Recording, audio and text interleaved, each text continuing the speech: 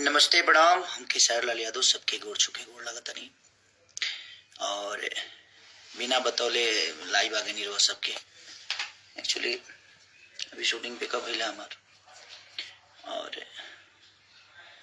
कहीं एक बार बतिया ली रहो सबसे कि बहुत इम्पोर्टेंट गाना आज कल रिलीज होके वाला बा 9 बजे दिन में सुबह। रोलिंग के काफी दिन से इंतजार लगो ऐसा सॉन्ग के कि जो हम बहुत दिल से गाइबो करी ले और ओके बड़ा रो सब पसंद भी करी ले। झलकुटन फोक देहाती जौन हमनी के जौना विधा से हम यहाँ तक ले पहुंचल बनी रामायण महाभारत गा के वही टाइप के देहाती फोक जौन गाना वो लोग हमेशा सुन ले बनी। जैसे सैया लइका नियन सूत जाला खोरा में दिया के अंजूरा में ना हमरो को लगा ही सुता लिया माँ बेटा और पी के रोज करे ले डरावा। मैंने बहुत सारा ऐसा फोक हम गाना गौले बनी जोन के वो लोग बड़ा प्यार से ओकरा के एंजॉय करी ले। तो हमरा लगा था कि 2-3 साल बाद हम फिर फोक के गाना गौले बनी कि कबल चरई पहाड़ी पढ़ा रजऊ जाका महिले हमरे से भरा रजऊ। और बड़ा मैंने हर जगह ओकरा के सुनल जा सकता। इसे जो हमनी के फोक जोन होला तो लोग जानते बनी कितना मजा आवेला ओकरा के सुनने में। और जितना भी लाइव से लोग जुड़ल बा एगो हमार पेज बा एगो हमार टीम खेसारी के पेज बा जौना कि दोनों पर हम बड़ा सबके बीच में आवत रही ले प्यार और प्यार आशीर्वाद लेते रही ले।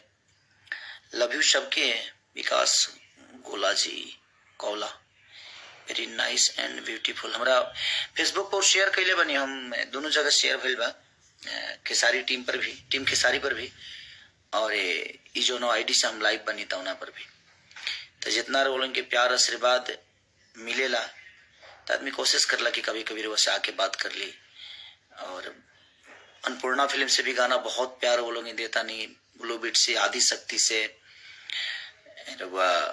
वेब से मैंने बहुत सारा गाना जहां जहां से रिलीज भइल बा अंकिता फिल्म से लेके जितना भी हमारे गाना रिलीज भइल बा और कृष्णा बेदर्दी के लिखल भी गाना जौन बाई और हमेशा हमारा और कृष्णा जी के जोड़ी एगो अद्भुत इतिहास की तरफ जब भी कुछ कैले बा आदमी कुछ अच्छा कैले बा तब रुआ गन्नायक के गाना रो लोग इतना प्यार आशीर्वाद देता नहीं कि हमारे सैया जी डाले पलानी में छोटका देवरा डालता दलानी में और कि मन करे छोड़ दी दीदिया गावे जाइल। बहुत प्यारा सॉन्ग जितना भी आदमी कैले बा और एगो खेसारी म्यूजिक वर्ल्ड से गाना हम होली के सबसे बेहतरीन गाना एगो शेड सॉन्ग होले बनी जौन की अक्षरा जी में काम कैले बड़ी एगो अक्षरा जी की कंपनी से भी गाना होता तब वो लोग ओकरा के प्यार और आशीर्वाद जरूर दे बनी। बहुत सारा भी गाना बावे जो धीरे धीरे आदमी छोड़ी ओकरा के लेकिन काल रोल की जो चाही वो लोग हमेशा कही लेना कि भैया कुछ देहाती जौना विधा से हमनी के उत्पत्ति भइल बा जौना विधा से हमारे के दुनिया जलले बा तो कोशिश आदमी करेला कि वो विधा के हमेशा वो सब की तरफ और झुकाव होखे और अपन फूक और जो माटी है अपन वो माटी के हमेशा जिंदा रखो अपना गायकी के माध्यम से। ऐसे वो माटी के हमनी के का जिंदा रखब जाए इतना समाज हमनी के बारे जो प्यार हमेशा दिला और वह सब के प्यार ही बाजे हर वो चीज के कहीं ना कहीं ऊपर करेला। चाहे वो आर्टिस्ट हो के नेता हो के अभिनेता हो के होके सबके प्यार वो लोग नहीं सही दे के और अपने दिल में राखी ले। तब रोलिंग के इंतजार खत्म भइल काल फालतू इंटरटेनमेंट से 9 बजे वो गाना रिलीज होता 9 बजे सुबह में। तो लोग देखी और मजा ली डीजे कितना मजा वो लोग लेते बनी लेकिन एक बार देखी देहात के और देहाती फोक का होला और वो लोग प्यार देव आशीर्वाद अगर ये गाना के वो लोग देव जगह हर गाना के दी ले तो हम कोशिश करब जब ओकरा तरफ मुख मोड़ब आ थोड़ा सा हमरो मन करता वैसे ना अपना देहात के चीज के और उजागर कर जाओ।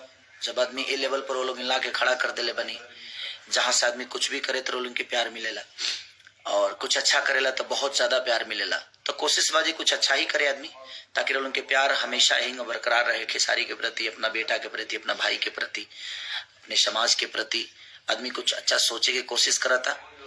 अपना भाषा खातिर कुछ अच्छा करे के कोशिश करता, तय मेरे वो सबके सहयोग और प्यार और दुलार। और 14 फरवरी के हमारा सिनेमा भी रिलीज होता, बलम जी लव यू, 6 बजे शाम के, और वो सबके देखे के मिली। हम वीडियो बना के ले बनी और वो लोग के जी बाइस्कोप पर बना हो, जी बाइस्कोप पर बसाए थे। हम वीडियो बनौले बनी, अब ध्यान नहीं किया कि कौन चैनल पावत हो, लेकिन वीडियो रोल सबके मिल जाये। तर वो लोग प्यार और आशीर्वाद ऐसे ही देते रही, वो लोग खुशहाल रही और ऐसे ही अपना भाई पर अपन दया दृष्टि बनल रही।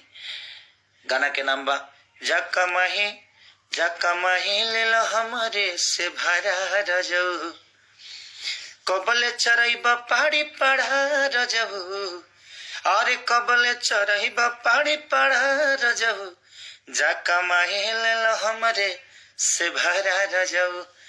तो करा के प्यार और आशीर्वाद ऐसे ही दी, अपने भाई के हमेशा अपना दिल में रखें। एक्चुअली सबके नाम लिखते बहुत टाइम लग जाए, इससे जितना लोग हमारे के देखा था भी और प्यार देता, सबके दिल से प्रणाम बकरे लगे, ऐसे ही अपना भाई के प्यार और आशीर्वाद देते हैं। Love you all, thank you so much.